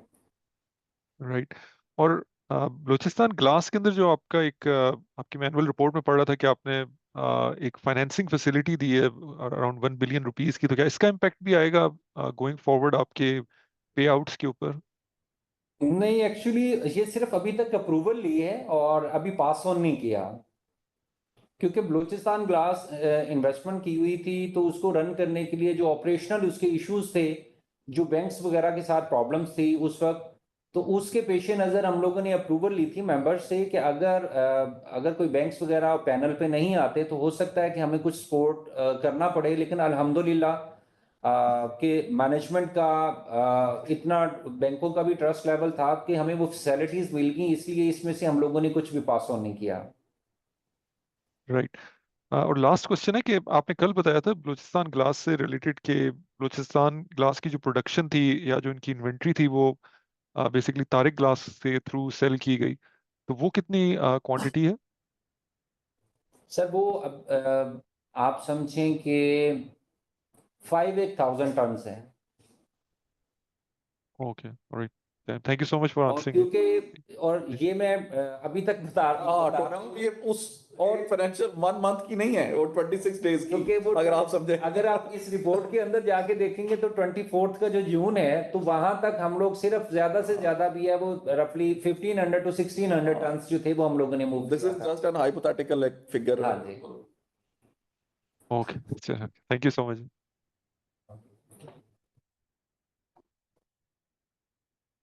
जी sir, Yes. Any further question? जी, अस्सलाम वालेकुम, कैन यू हियर मी? वालेकुम अस्सलाम। जी सर, ये ज़रा मुझे बता दें, जो बार्गेन परचेज गेन एक 915 मिलियन का पीएनएल में आया है, तो what I am assuming is 1.8 billion की फेयर वैल्यू कैलकुलेट करके जितनी आपने पे किया उसका डिफरेंस का एक गेन लिया आप लोगों ने? जी जी बिल्कुल ऐसा ही है। 50% है ना जी holding, share holding Tariq glass की, 50% पार्टनरशिप है। तो ये उसमें 1 ये है पॉइंट ना, जी जी जी बोलिए। उसमें ये है कि जो एग्रीमेंट हुआ था तारिक ग्लास का सेलर के साथ, उसके साथ एक प्राइस निगोशिएट हुई थी, तो उस प्राइस के ऊपर जब तारिक ग्लास ने ले लिया, बट अकाउंटिंग पर्सपेक्टिव में तो वो देखते हैं कि बुकिश उसकी नेटवर्थ उस कंपनी की कितनी है, जिसके अंदर उसकी इन्वेस्टमेंट भी आ रही है और सब कुछ आ रहा है, तो जब उसकी इन्वेस्टमेंट को कैलकुलेट करते हैं तो उसका जब 50% निकालते हैं, that is much higher as compared to what Tariq glass has negotiated with the seller। तो उन दोनों का जो गैप है वो यहाँ पे आपको बार्गेन परचेज जो है गेन वहां पे नजर आ रहा है। ठीक है सर, एक और चीज़ ये कि जो प्लांट के जो लाइफ होती है वो तकरीबन 7 to 8 years होती है, but I heard from the management previously. तो इसके ऊपर ये केपेक्स, क्योंकि I am seeing around 1.2 billion का कैपिटल वर्क इन प्रोग्रेस है, तो ये वही प्लांट का जो फ्लोट नंबर 2 जो अंडर कंस्ट्रक्शन था, ये वही उससे ही पर्टेनिंग है? जी जी, जो हमारे CWIP में आ रहा है आप उसकी बात कर रहे हैं? जी जी जी जी जी, ये बिल्कुल उसी से है, उसी से रेलिवेंट है, क्योंकि आप उसको कैपिटलाइज उसी फॉर्म में कर सकते हैं जो कि डिफरेंट रेगुलेटर्स ने कहा हुआ है कि जब उसका आप COD कर देंगे तो तब आप उसको कैपिटलाइज करेंगे। ये अराउंड इतनी अमाउंट होती है या इसके अंदर फर्दर एडिशन होगा जब ये सीओडी पे जाएगा? देखिए जब COD पे जाएगा इसमें मेजर जो है मोर देन 90-95% काम हो चुका हुआ है, और थोड़ा बहुत जाके उस वक्त हो सकता है, लेकिन मेजर इसके ऊपर जितना भी था वो लग चुका है। और ये जो प्लांट होता है ये 100% नहीं, आप समझें कि ये सिर्फ फर्नेस को रीबिल्ड किया जाता है, उसकी ब्रिक्स को चेंज किया जाता है, उसका जो स्टील स्ट्रक्चर है वो वही वही चल रहा होता है जो आपने फर्स्ट टाइम में कर रहे होते हैं, अनलेस कि वो कोई मेजर मॉडिफिकेशन रिक्वायर कर रहा हो। बाकी ये जो ब्रिक्स वगैरह चेंज कर रही होती हैं या आपके आगे जो मशीनरी के कुछ सर्टन पार्ट्स जो आपने चेंज रिप्लेस करने होते हैं, ये वो हम लोग कर रहे होते हैं। सही है। और sir lastly, correct me if I am wrong, but इस प्लांट इंडस्ट्री के अंदर अगर प्लांट सॉरी ग्लास इंडस्ट्री में अगर प्लांट एक दफ़ा ऑन कर दें, तो जिस तरह लास्ट ब्रीफिंग में भी आप यस्टरडे भी डिस्कस कर रहे थे कि अगर एक दफ़ा प्लांट ऑन हो जाए, इवन आपका माल मार्केट में बिक रहा है नहीं बिक रहा, you still have to produce it because energy losses इतनी ज़्यादा है कि 15-16 डेज लगते हैं इसको। तो इवन दो ट्रेड डेट्स और आपकी जो इन्वेंट्री वो पाइल अप हो रही है, लेकिन आपको फिर भी प्रोडक्शन करनी पड़ी है। देखें उसमें जब आप एक दफ़ा फर्नेस फायर कर देते हैं तो बेस्ट सूटेबल ऑप्शन तो यही रहता है कि जो भी आप उससे मैक्सिमम जो है वो पुल लें, ताकि आपका पर टन जितना डिक्रीज होना चाहिए वो हो जाए। और अगर आप उसके पुल को भी रिड्यूस करते हैं तब भी आपकी कॉस्ट इंक्रीज करती है, और अगर आप उसको बंद करना की तरफ जा रहे होते हैं तो फिर उसको एक तो बंद करना, वो आपको रिस्पेक्टिवली ग्रेजुअली आपने टेम्परेचर को डिक्रीज करना है, फिर आप उसको क्लोज करेंगे, और जब आप फिर दोबारा स्टार्टअप करेंगे तो वही आपकी बात जो आपने बिल्कुल ठीक कहा है कि 1.5 से 2 महीने का टाइम पीरियड हमें फिर चाहिए होगा, और ये सारी कॉस्ट जो है ये संक कॉस्ट बन जाती है ना फिर। सही, ओके, थैंक यू। जी, अगर वर्बल क्वेश्चंस कंप्लीट हो गए हो तो हम चैट बॉक्स के क्वेश्चंस को आंसर करें। सर मेरा जी, एक वालेकुम सवाल था बस सलाम। छोटा सा। जी, सर प्राइसेस के हवाले से सवाल था, आप मुझे बता सकते हैं कि दिसंबर से लेकर जुलाई तक जो फ्लोट और टेबलवेयर के प्राइसेस हैं वो किस तरह से मूव ऑन हुई, क्योंकि मैं प्राइस ट्रैक कर रहा था, मैंने नोटिस किया था अराउंड 20% तक का डिक्लाइन आ रहा था मार्केट प्राइसेस के अंदर जो मेरे पास प्राइसेस आ रही थी, तो उसमें आप मुझे थोड़ी वेरिफिकेशन दे सकते हैं किस तरह से प्राइसेस मूव ऑन हुए हैं from December till now. From December till now ये है कि मैंने वही आपसे बताया ना कि इन्फ्लेशन का एक सर्टन पोर्शन तो हम लोग पास कर सके हैं, और बाकी जो पोर्शन था वो कंपनी को रिटेन भी करना पड़ा है। अब वो with the passage of time ये है कि मार्केट की कंडीशन और उनके हालात को देखते हुए जहाँ पे कंपनी समझती है कि अब इसका एक सर्टन पोर्शन और पास ऑन कर सकते हैं तो वहाँ पे कर रहे होते हैं। और नॉर्मली ये होता है कि जब आपका एक पीक सीजन चल रहा होता है तो उसी वो that is the right time to actually अपनी प्राइसेस को आप थोड़ा सा रैशनलाइज कर रहे होते हैं। ओके, सो गोइंग फॉरवर्ड कुछ एक्सपेक्ट कर सकते हैं कि प्राइसेस आपकी इंक्लाइनेशन की तरफ जाएंगी या फिर स्टेबल ही रहेंगी फिलहाल? देखें ये सब कुछ डिपेंड कर रहा है पॉलिटिकल और economic condition in the country, जो भी उसकी बेसिस के ऊपर है। अगर वो ठीक हो जाते हैं पैरामीटर्स तो डेफिनेटली हमारी कोशिश होगी कि इसको जो है पास ऑन करें, और अगर वो चीज़ें सही नहीं होती तो फिर आपने किसी ना किसी हद तक तो सर्वाइव तो करना है ना मार्केट के अंदर। ओके सर, सर मेरा लास्ट सवाल था रिगार्डिंग इंपोर्टेड प्रोडक्ट्स। आपने लास्ट ईयर अपनी ब्रीफिंग में मेंशन किया था कि एक और नया प्लेयर आ रहा है टेबलवेयर के अंदर जो कि डेली ग्लासवेयर के नाम से आ रहा है, और सेकेंडली आपके जो कंपेटिटर हैं गनी ग्लास, उन्होंने भी टेबलवेयर के अपने प्रोडक्ट्स लाना स्टार्ट कर दिए जो कि मार्केट में नज़र भी आ रहे हैं, तो उनके हवाले से आप अपना बता सकते हैं कि आपके मार्केट शेयर पे कितना इम्पैक्ट आया उनके प्रोडक्ट लॉन्च होने के बाद? देखिए मैं थोड़ा सा क्लियर कर दूं कि डेली ग्लास ने पाकिस्तान के अंदर प्रोडक्शन बेशक लास्ट ईयर शुरू की है, बट एक्चुअली पाकिस्तान के अंदर पहले भी डेली ग्लास का प्रोडक्ट आ रहा था, और पहले वो चाइना से बना के यहाँ पे वाया इंपोर्टर आ रहा था, और उसके बाद जो है अब उन्होंने आके लोकल लेवल के ऊपर कर दिया है, इसकी प्रोडक्शन को शुरू किया है। जब भी कोई नया प्लेयर आता है डेफिनेटली अगर वो अपनी सेल को कंटिन्यू रख रहा है तो डेफिनेटली जो एग्जिस्टिंग प्लेयर्स हैं उन्हीं का शेयर जा रहा होता है ना कहीं से।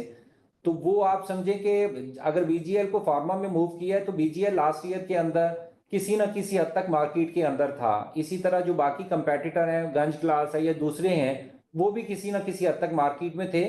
तो हर एक का कुछ ना कुछ शेयर तो मूव होता है, लेकिन आप ये कहें कि दिल्ली बिल्कुल पाकिस्तानी मार्केट के लिए नया है तो वो चीज़ नहीं है। दिल्ली ऑलरेडी भी मार्केट में प्रिवेल कर रहा था, यहाँ पे वाया इंपोर्टर्स कर रहा था।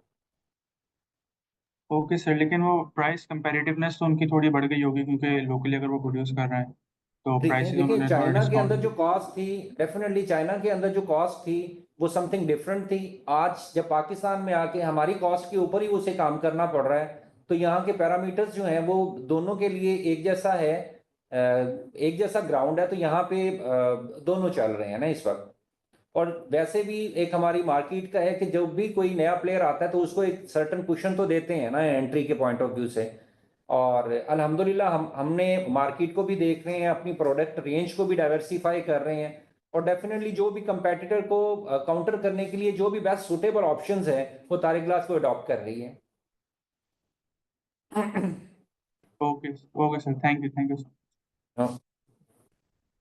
बस सर एक छोटा सा सवाल है, ये पुल एंड पैक जो आपकी प्रोडक्शन होती है ये सब आप बता सकते हैं कि डिफरेंस क्या होता है? Pull is the glass which is obtained from the furnace, क्योंकि फर्नेस में एज अ मेल्टर वहाँ पे सारा रॉ मटेरियल मेल्ट होता है। तो जब उस ग्लास को फर्नेस में से निकाला जाता है उसको हम कहते हैं जी glass pull on the moulding machines और ऑन द टिन बाथ। तो जब वो पैक हो जाता है, क्योंकि उसमें तो सर्टन क्वांटिटीज जो है ना वो रिजेक्ट भी होती हैं, तो वो ग्लास पैक कहलाता है। तो दिस इज, और जो उसका डिफरेंस है दोनों का, पुल और पैक का, वो कलेट बन जाता है, वो रिसाइकल हो जाता है। तो this is the concept of what pull and pack of glass. Recycle होता है, वेस्ट नहीं होता होगा, जैसे नो रिफिल भी नो होती है। नो नो, ग्लास रिसाइकल होता है। चले, ओके, थैंक यू।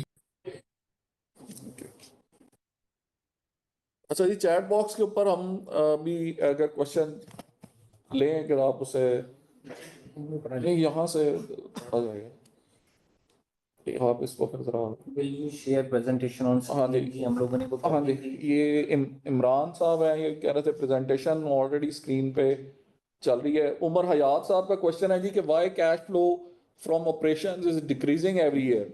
वो अगर आप इसको भी देखेंगे तो आपको वहां से मेजर वो वही एलिमेंट नजर आ रहा होगा कि कैश जो स्टकअप हो रहा है वो ट्रेड डेट्स के अंदर है और स्टॉक इन ट्रेड के अंदर है, वहां पे वो मूव है क्योंकि दोनों की वैल्यू अपवर्ड गई है। तो वहां उसी इम्पैक्ट की वजह से जो कैश जनरेशन है वो आपको कैश फ्लो के अंदर जो है वो नजर आ रहा है कि लास्ट ईयर से कम है। But overall profitability as compare to the last year positivity के अंदर है। बट इस फिगर्स को कैश फ्लो में जब नरेट कर रहे होते हैं तो वहां पे इस इंक्रीज का इम्पैक्ट वहां पे नेगेटिव हो जाता है।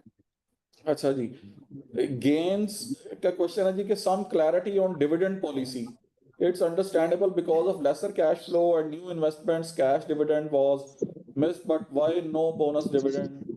मेरे ख्याल में डिविडेंड के ऊपर तो काफी दफा 2-3 दफा क्वेश्चंस के आंसर दे दिए हैं, फ्यूचर पॉलिसी भी डिस्कस कर ली।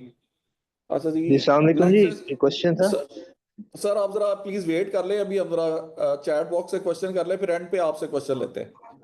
अच्छा जी, next is Mohammad Ahmed sahab from Arif Habib. इनका क्वेश्चन है जी, how many units of electricity were consumed in financial year 2024। तो एक्चुअली उसमें ये है कि हम यूनिट्स भी बिल्कुल आइडिया है, वही आपको बताया था कि थिकनेस और ग्लास कंपोनेंट की वजह से वो चेंज हो रहे होते हैं। लेकिन ओवरऑल जो कैपेसिटी इस वक्त हमारी जो ऑपरेशनल है, वैसे तो कैपेसिटी तारे ग्लास की जो है वो मोर देन 10 मेगावाट है, लेकिन 7 मेगावाट इस वक्त जो है ऑपरेशनल है जो हम लोग यूज कर रहे होते हैं। क्योंकि ये वेरी करती रहती है जी 7 to 11 मेगावाट, क्योंकि समटाइम्स आपको कोई रीस्टार्ट जब देना होता है किसी भी मेजर कंपोनेंट ऑफ मशीनरी को, तो दैट अट्रैक्ट्स हायर वोल्टेजेस, तो वहाँ पे कंजम्पशन बढ़ जाती है। और अगर फिर जब वो कंटिन्यूटी में आया था तो डेफिनेटली उसके एम्पेयर्स वगैरह नीचे डाउन हो जाते हैं। तो next is Samsung is, what is your current market share in local market for float glass. वो ऑलरेडी डिस्कस किया है कि जी क्या मार्केट है, उसमें 2 ही प्लेयर्स हैं, ऑलमोस्ट 50-50%। हाँ जी, अनवर ख्वाजा साहब है जी, dividend was kept last year, can we expect interim dividend. Sir it is, last year तो डिविडेंड दिया था। हाँ जी हाँ जी, और this is for the first year जो है वो भी आपको सारी रीजन तो एक्सप्लेन कर दी है हम लोगों ने। So next is Asad Haider Saab. As you mentioned that inflationary pressure has not been fully passed on to the customer, but we have seen GP margin increase to 26% from 20% in financial year 2023. What factor mainly contribute the increase of GP margin in this year? वही है कि management जो है अपनी cost control और cost cutting point of view से वो काफ़ी ज़्यादा है, एफिशिएंसीज के ऊपर वो काफ़ी ज़्यादा प्राइमरीली फोकस कर रहे हैं। जिस तरह ये जो आपका जो है सोलर है वो 1 मेगावाट हम लोगों ने लास्ट ईयर से भी पहले हम लोगों ने कर लिया था, लास्ट ईयर के स्टार्ट के ऊपर कर दिया था। बाकी कुछ मशीनरी के अंदर जो लेटेस्ट वहाँ पे मोटर्स हैं वो इंस्टॉल करके हाइड्रोलिक बना के तो उसकी कॉस्ट जो इलेक्ट्रिसिटी की कंजम्पशन है उसको रिड्यूस कर रहे हैं, एफिशिएंसीज को up to the maximum level जहाँ पे ह्यूमन इंटरवेंशन के तक आप करके उसको बेहतर कर सकते हैं, या इसकी ग्लास की जो रेसिपी है उसको आप बेहतर कर सकते हैं, जो कि आप लोकल सब्स्टिट्यूट अगर आप कोई देख रहे हैं इंपोर्टेड आइटम्स का, तो वो ये सारी चीज़ें करने के बाद आपको यहाँ पे जो इसके अंदर इंक्रीज नजर आ रही है वो सारी आपकी मैनेजमेंट की उस सारे हार्ड वर्क का नतीजा है। अच्छा जी, नेक्स्ट अब्दुल रऊफ साहब ने फिर कहा है कि no dividend, yes no dividend this year. अच्छा जी, और फिर सर साजिद साहब है कि despite the increase in revenue and gross profit for financial year 2024, there has been a fluctuation in the EBITDA and cash generation figures over the years. What steps are being taken to stabilize and optimize these financial metrics going forward? Cash generation वाली बात वही cash generation है, वो आपकी market बेहतर हमारी market के अंदर वोलेटिलिटी बहुत ज्यादा है। कभी गवर्नमेंट की एक पॉलिसीज की वजह से तो सब कुछ चल पड़ता है। आपने पिछले 2-3 साल पहले देखा होगा कि एक एमनेस्टी स्कीम लॉन्च हुई इंडस्ट्री के लिए, आपकी कंस्ट्रक्शन इंडस्ट्री के लिए, तो आपकी 40-50 इंडस्ट्रीज बूम कर गई। नई गवर्नमेंट आई, नया एनवायरनमेंट जनरेट हुआ, लॉ एंड ऑर्डर की सिचुएशन पाकिस्तान में खराब हुई, तो वही चीजें डिप वाली साइड पे मूव कर गई। तो जी साजिद साहब कह रहे हैं मेरे क्वेश्चंस को आंसर करें सर। होपफुली साजिद साहब आपके क्वेश्चन आंसर हो गया है। साजिद साहब इज अगेन, और इन्होंने काफी एक डिटेल में एक पैराग्राफ लिखा हुआ है कि जी कह रहे हैं कि जी given that 80% of global trade passes through की maritime routes with potential risks such as the Iran-Israel conflict, possibility affecting the Strait of Hormuz, a critical passage for international trade, has Tariq Glass developed a contingency strategy to ensure continuity in the supply of raw materials and the distribution of products in the event of a blockade or disruption? If so, what alternative logistics or supply chain or solutions are being considered? देखिए जी, management इसको भी देख रही है, क्योंकि ये through out the world एक scenario जाएगा, लेकिन उसकी वजह से हम लोग थोड़ा सा मूव कर रहे हैं ईस्टर्न साइड के ऊपर, ताकि ये जो आज़रबाईजान, तुर्कमानिस्तान या ये साइड जो है ये वेन्यू ओपन करने की हम लोग कोशिश कर रहे हैं। लेकिन एक्सपोर्ट मार्केट के अंदर आपको पता है कि थोड़ा सा टाइम लग रहा होता है, तो मैनेजमेंट जो है वो इसको रियली कंसीडर कर रही है, ताकि अगर खुदा ना खास्ता कोई ऐसा इवेंट या इंसिडेंट होता है तो उसके अंदर एक हमारे पास भी बैक एंड पे प्लान हो ना। तो इसमें मैं ऐड कर दूं कि अगर आपने रॉ मटेरियल्स की बात की ना, तो raw materials are locally available. कोई ऐसी चीज नहीं है जो कि इंपोर्ट करते हैं। इट्स मेयरली और कलर्स हैं या कुछ छोटे से केमिकल हैं वो हम इंपोर्ट करते हैं, लेकिन वो भी लोकली वो भी अवेलेबल हो जाते हैं। सिर्फ प्रॉब्लम आ रही है उसके अंदर एक्सपोर्ट में, जो मेयरली 9 to 10% है हमारी टोटल सेल्स का। तो उसमें जैसे अभी काशिफ साहब ने बताया कि जी कि उसमें हम डिफरेंट ज्योग्राफिकल एरियाज को ईस्टर्न में, फार ईस्ट में, श्रीलंका, नेपाल वगैरह और इस तरफ इन कंट्रीज को भी हम एक्सप्लोर कर रहे हैं, सो दैट कि जी कि हमारी एक्सपोर्ट्स उधर राउट हो जाए। अच्छा जी, फिर उमर हयात साहब ने एक और क्वेश्चन किया जी कि kindly tell me about the share of Tariq and Ghani in float glass. Already बता दिया कि ऑलमोस्ट 50-50% है। अच्छा जी, साजिद साहब ने एक और क्वेश्चन किया जी, considering the potential increase in fuel prices due to geopolitical tensions such as Iran, which could drastically affect global oil supply, has Tariq Glass accorded for these kinds of fuel price surges in its operational cost planning? What strategies are being implemented to mitigate the impact of rising energy costs on production and profitability? देखिए, हम लोग एक यूजीडीसी company है, उसके साथ हम लोगों ने कॉन्ट्रैक्ट किया है, और वो in comparison to the SNGPL हमें थोड़ा सा लोअर कॉस्ट के ऊपर हमें वो गैस अवेलेबल है। बाकी सब्जेक्ट टू आप देखें कि जो भी प्राइस होगी वो फिर सिर्फ तारिक ग्लास के लिए नहीं होगी, बाकी सारी इंडस्ट्री के लिए और तारिक ग्लास के कंपेटिटर सबके लिए एक ही प्राइस होगी। तो let's see and hope for the best कि अल्लाह ताला पाकिस्तान के लिए भी और सबके लिए बेहतरी करे, ये हमारे वेल्स एक्सप्लोर हो जाएं। हाँ जी, या ईरान के साथ या ताइपाई जो सारे प्रोजेक्ट्स हैं वो थोड़े से अपने ऑपरेशनल हो जाएं, तो ये काफ़ी हद तक जो है ना इन चीज़ों को कवर किया जा सकता है। अच्छा जी, next is Talha Khan, what is the current 5 mm float glass price retail और DTP, whichever last I know it was 235,000 per ton. रफली ये नियर अबाउट 250 के नियर अबाउट चल रही होगी जी। हाँ जी। गेन्स ने एक और क्वेश्चन किया जी कि it's understandable because of lesser cash flow and new investments cash dividend was missed, but why no bonus dividend? तो आपने खुद ही अपनी रीजन दे दी है जी, इसी वजह से नहीं था। हाँ जी, बोनस पे भी देखा जा सकता है, लेकिन उसमें टैक्सेशन का इम्पैक्ट इस वक्त बहुत ज्यादा है। वो आप बात करें गवर्नमेंट से कि जी कि वो उसको थोड़ा सा रिलीफ दे। मेरे ख्याल में बोनस के ऊपर जब भी होगा तो आपको खुद से वो टैक्स डिपॉजिट करवाना पड़ेगा। पहले आप टैक्स डिपॉजिट करेंगे, फिर आपको बोनस शेयर्स मिलेंगे। तो इसको थोड़ा सा और उसमें भी एक वो आ रहा है कि जी फेयर मार्केट वैल्यू के ऊपर करें या उसके ऊपर करें, तो अभी वहां पे डिबेट चल रही है। अच्छा जी, नेक्स्ट अवैस साहब है, how much cost is being absorbed by the company, please quantify. अभी डिफरेंट पैचेस के ऊपर हम लोग कर रहे हैं। जब भी कंपनी को फील हो रहा होता है कि आप इसको पास ऑन कर सकते हैं तो आप उसको पास ऑन कर रहे होते हैं। आप देखिए कि जितनी भी कॉस्ट इंक्रीज कर रही है वो अगर आप वन गो के अंदर मार्केट को पास ऑन कर देंगे, ये कोई नेसेसिटी प्रोडक्ट नहीं है जो कि हमारी डेली लाइफ के अंदर बहुत ज्यादा जरूरी है। तो नेसेसिटीज में ये चीज नहीं आती जिसके बिना जिंदगी गुजारा नहीं किया जा सकता। तो आपको मार्केट में एक सडनली थ्रो अवे प्राइस नहीं देनी चाहिए। आप इसको सर्टेन टाइम पीरियड के बाद आप कर रहे होते हैं और कंपनी की भी कोशिश होती है। अब डिफरेंट मंथ्स के अंदर डिफरेंट पैचेस के अंदर कंपनी ने अपनी जो कॉस्ट कटिंग की है, तो जो बैक एंड से जो इंक्रीज हुआ है वो किसी ना किसी हद तक कंपनी ने मैनेज बोथ वे किया है। कुछ उसका पोर्शन हम लोगों ने पास ऑन किया और कुछ हमने कॉस्ट वाली साइड के ऊपर अपनी एफिशिएंसीज को इंक्रीज करके वहां पे उसको रिड्यूस करने का रिड्यूस किया है। तो आप कह सकते हैं कि किसी हद तक कंपनी जो है वो कामयाब रही है कि 78 to 80% जो है वो पास ऑन कर दिया है। नेक्स्ट दानिश गनी साहब ने दुआएं दी हैं sir, thank you very much आपका। आप बड़े रेगुलर हमारे पार्टिसिपेंट्स हैं, हमेशा आपकी सपोर्ट रही है sir, thank you very much Danish साहब। अच्छा जी, तलहा साहब ने क्वेश्चन किया थी, if possible kindly conduct corporate briefing session quarterly. Sir इसमें मैं आपसे गुजारिश करूंगा कि आप हमारी जो क्वार्टरली जब रिपोर्ट आती है तो हमारी जो डायरेक्टर्स रिव्यू रिपोर्ट है उसको गौर से अगर आप पढ़ा करें ना, तो मेरा ख्याल में उसमें बहुत सारे क्वेश्चंस के जो है ना आंसर्स आपको मिल जाएंगे। तो आप प्लीज ज़रा जो क्वार्टरली डायरेक्टर्स रिव्यू रिपोर्ट्स है ना वो आप ज़रूर देखा करें।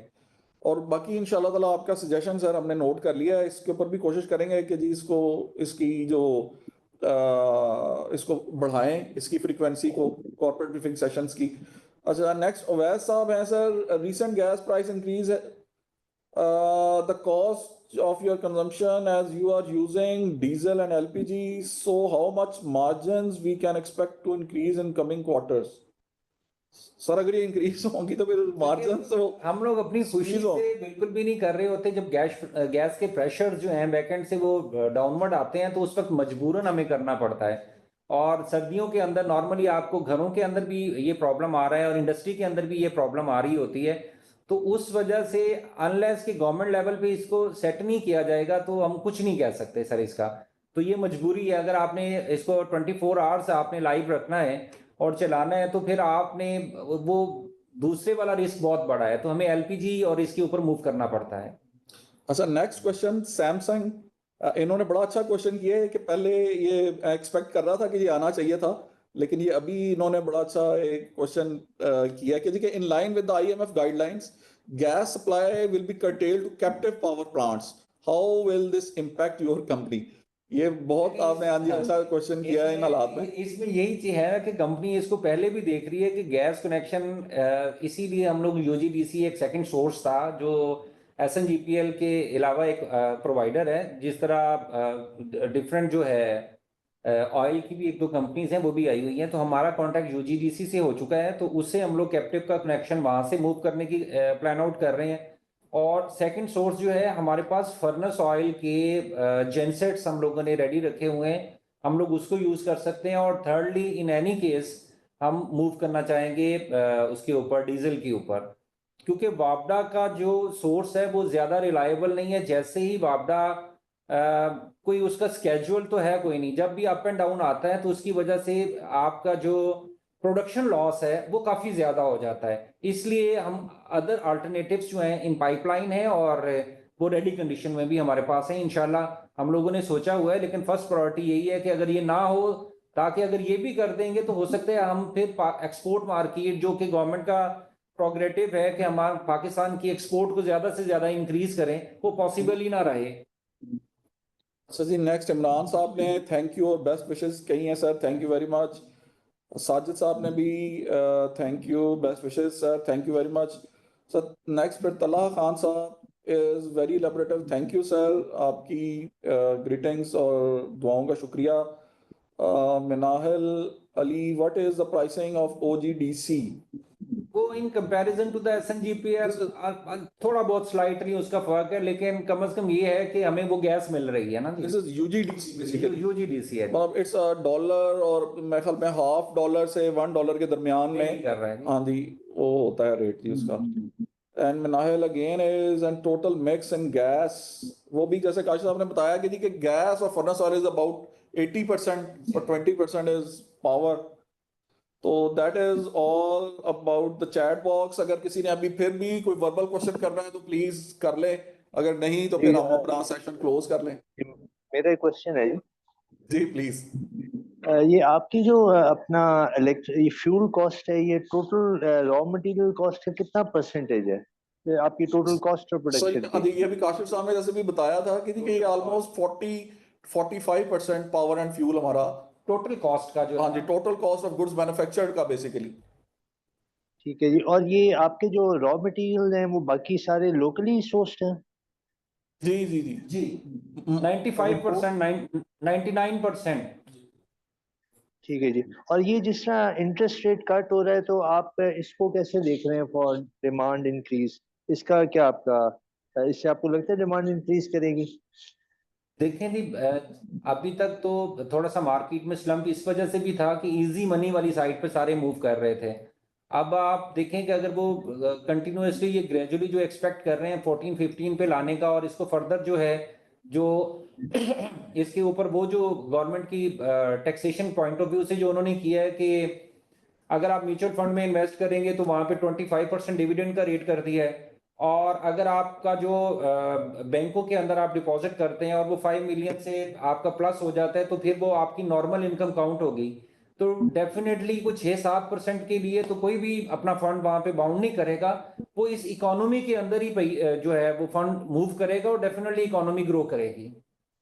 ठीक है जी। और ये मुझे बताएं कि आपने कहा कि आपकी कॉस्ट ऑफ प्रोडक्शन इंपोर्ट से ज़्यादा है क्योंकि यहाँ पे यूटिलिटी प्राइसेस ज़्यादा हैं as compare to other countries, तो ये आपकी इंपोर्ट्स पे कोई ड्यूटीज लगी हुई हैं कि आप इसलिए ज़रा कंपेटिटिव रहते हैं? जी जी इंपोर्ट पे ड्यूटीज हैं जी। ये कितने परसेंट है जी कोई रफली? सर डिफरेंट है और डिफरेंट कंट्रीज के साथ भी डिफरेंट है। देखें वैसे तो इंपोर्ट ड्यूटी जो है वो 10-15% चल रही है, और चाइना में उनको एफटीए के अंदर इसको रिलैक्स किया गया है, लेकिन फिर थोड़ी बहुत अदर अल्टरनेटिव्स उन्होंने यूज किए। एक्चुअली मेजर इसका एलिमेंट ये होता है कि ग्लास इंडस्ट्री में जो ड्यूटी चार्ज हो रही होती है वो इन डायरेक्टली उसकी वैल्यू पर्सपेक्टिव में नहीं आ रही होती, वो इसके वेट के साथ उन्होंने एक वैल्यू सेट की हुई है कि इस वेट के ऊपर हम लोग इसको इसमें असेस करेंगे। तो ग्लास जब मूवमेंट होती है तो वेट पर्सपेक्टिव में इसका वो काफी ज्यादा बन जाता है, इसीलिए पाकिस्तान के अंदर ग्लास नहीं मूव कर रहा। जो हम लोग टीपी वैल्यू कह रहे होते हैं, जो असेस वैल्यू आ रही होती है वो वेट के साथ गवर्नमेंट ने लिंक किया हुआ है।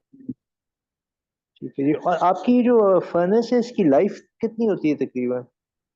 देखिए 7 to 8 ईयर्स के नियर अबाउट हो रही होती है जी फर्नेस की। इसके बाद क्या मेजर कैपेक्स करना पड़ता है कि छोटा मोटा इसके अंदर करना पड़ता है आपको इन्वेस्टमेंट?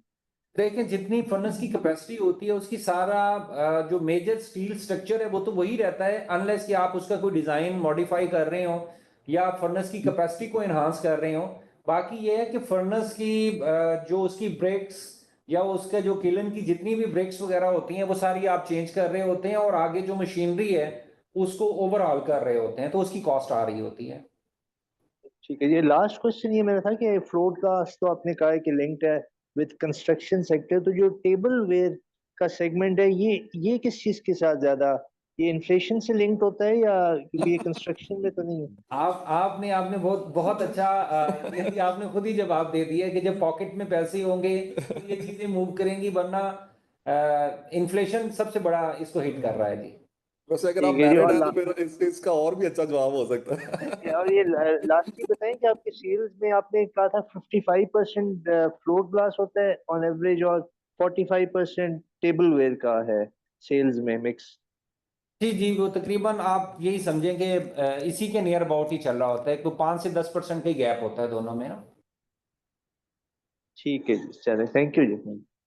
Thank you. मैं लास्ट में वकार साहब को दावत दूंगा जी कि अगर कोई क्लोजिंग सर अपने रिमार्क्स अपने देने हैं तो फिर वो दें और फिर हम अपना सेशन कंक्लूड करें। सर वकार साहब।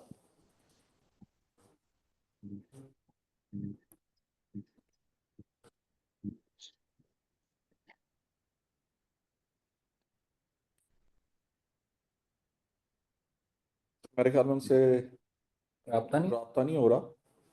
एक मिनट।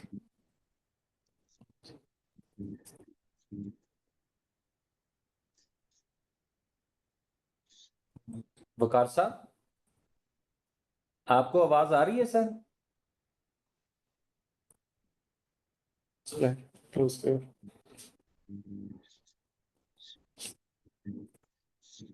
चलिए सर, मेरे ख्याल में काफी क्वेश्चंस के काफी हद तक आंसर्स हो गए। कोशिश की है हम लोग ने कि आपके जो आपको किसी ना किसी हद तक सेटिस्फाई कर सकें।